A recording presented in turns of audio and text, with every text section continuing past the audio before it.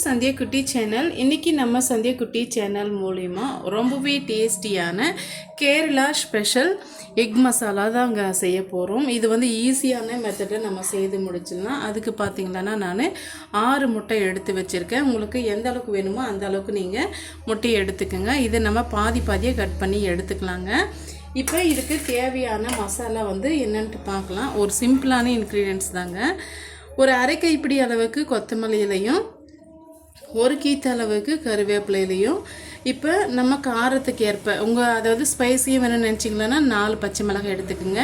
நான் 3 பச்சை மிளகாய் கொஞ்சம் நீட்டமாக இருக்குன்றதுனால 3 பச்சை மிளகாய் எடுத்திருக்கேன். இப்போ சின்ன வெங்காயம் பார்த்திங்களான்னா இதுவுமே வந்து காரம் வந்து நமக்கு கொடுக்குங்க. அதனால் வந்து நான் 6-7 சின்ன வெங்காயம் எடுத்திருக்கேன். கொஞ்சம் லைட்டாக வந்து அந்த புளிப்பு தன்மை வேணுன்றதுனால லெமன் வந்து எடுத்திருக்கேன். இப்போ இந்த எக் மசாலாவோட நேம் என்னன்னு பார்த்தீங்கன்னா காந்தாரி. இப்போ எப்படி செய்யுதுன்ட்டு நம்ம பார்க்கலாங்க. இப்போ அதுக்கு ஒரு மிக்சி ஜார் எடுத்துக்கலாம். இப்போ ஒரு மிக்சி ஜார் ஒன்று வச்சுக்கிட்டுங்க. அதில் நம்ம எடுத்து வச்சுருக்க வெங்காயம் வந்து சேர்த்துக்கலாம். 3 பச்சை மிளகாய் சேர்த்துக்கலாங்க. கருவேப்பிலை, கொத்தமல்லி இலையை வந்து சேர்த்துக்கலாம்.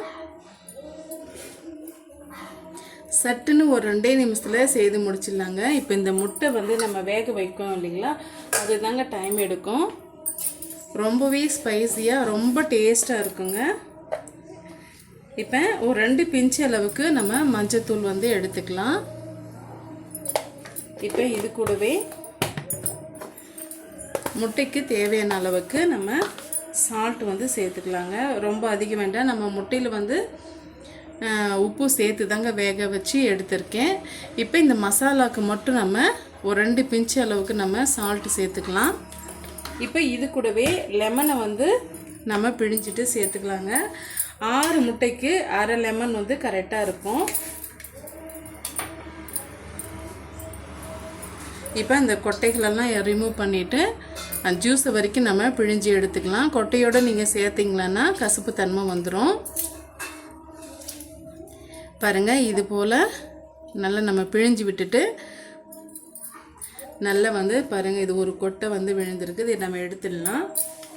இப்போ இது நல்லா வந்து பேஸ்ட் மாதிரி அரைச்சி எடுத்துகிட்டு வந்துடலாங்க.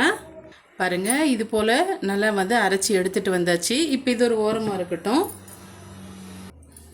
இப்போ பாருங்கள், நான் வந்து ஒரு முட்டையை எடுத்துக்கிறேன்.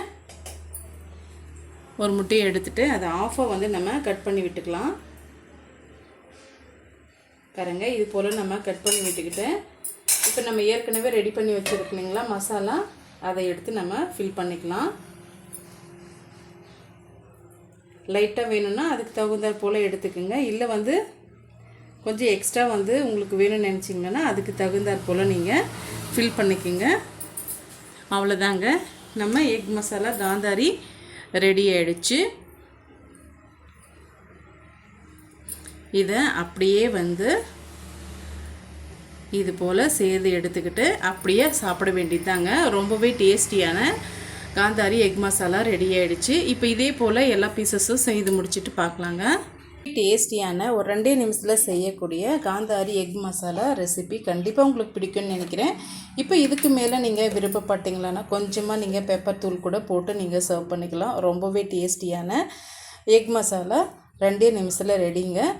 நீங்கள் பசங்க கேட்கும் போது இது போல் செய்து கொடுங்க, ரொம்பவே விரும்பி சாப்பிடுவாங்க. இந்த ரெசிபி பிடிச்சிருந்தால் மறக்காமல் சந்தியா குட்டி சேனலுக்கு சப்ஸ்கிரைப் பண்ணுங்கள், லைக் பண்ணுங்கள், ஃப்ரெண்ட்ஸ் அண்ட் ஃபேமிலியோடு நிறைய ஷேர் பண்ணுங்கள். தேங்க்யூ ஃபார் வாட்சிங்.